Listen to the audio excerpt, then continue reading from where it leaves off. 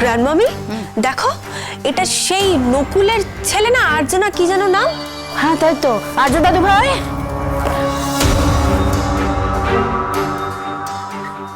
কি ব্যাপার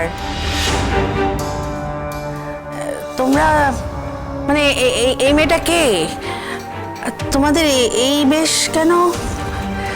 তোমরা কি বিয়ে করে ফেলেছো নাকি? দেখে তো মনে হচ্ছে ওরা পালিয়ে বিয়ে করেছে। গ্র্যান্ডমামি, ওদের ভেতরে ডাকবে না? হ্যাঁ ডাকবো তো বটি। দাদু ভাই এসো এসো এসো, ভেতরে এসো, ভেতরে এসো, ভেতরে এসো।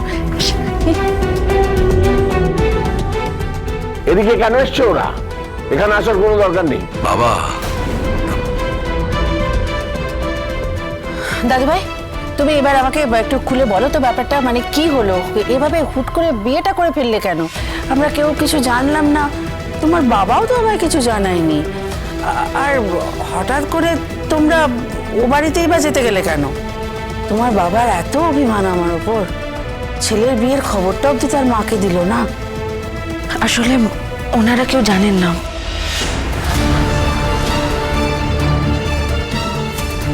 আসলে এমন একটা পরিস্থিতি হয়ে গেছিল যে আমাকে ওখানে দাঁড়িয়ে থেকে ওদের বিয়েটা দিতে হলো।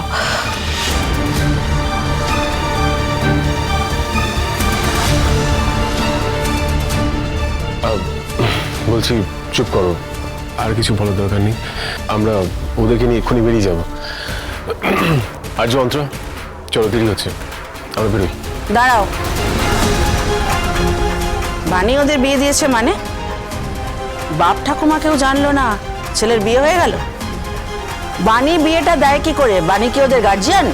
হ্যাঁ, আর কার সাথে বিয়ে দিল, কাকে ঝোলালো সেটা তো জানতে হবে, নাকি নিজের মতো কাউকে ঝুলিয়ে দিল আমার নাতির গলায়?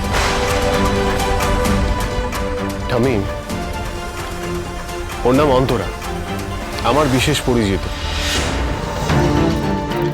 মেয়েটি খুব ভালো, আশা করি নকুল কাকার পছন্দই হবে, অমত করবেন না। আর্য, অন্তরা, গুরুজনদের প্রণাম করে আশীর্বাদ নাও, তারপর আমরা বেরোবো। দাঁড়াও দাঁড়াও, শুধু নাম বললে পরিচয় জানা যায়? কোন বংশের মেয়ে, কি বংশ পরিচয় জানতে হবে না? নাকি বাপের মতো কোনো অপকর্ম করে এসো?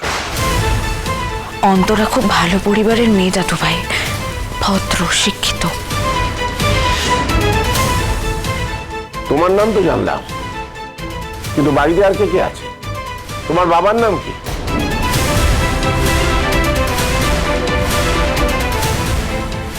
তাপস চ্যাটার্জি।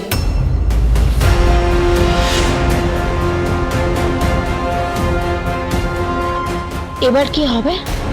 এবার সত্যিটা স্বীকার করার সময় এসেছে।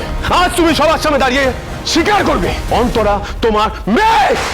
কি বললি তুই? অন্তরা মিস্টার চ্যাটার্জির সৎ বোন মাসিমণি। আমি বিশ্বাস করি না। মানে তুমি উপরে যাও। না অনিরুদ্ধ, ওই ঘরের চৌকা ডিঙোবে না।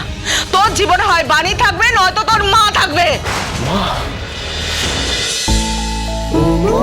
ও মোর দরদিয়া, সোম থেকে রবি প্রতিদিন সন্ধ্যে ৭টায় স্টার জলসায় ও জিও হটস্টারে।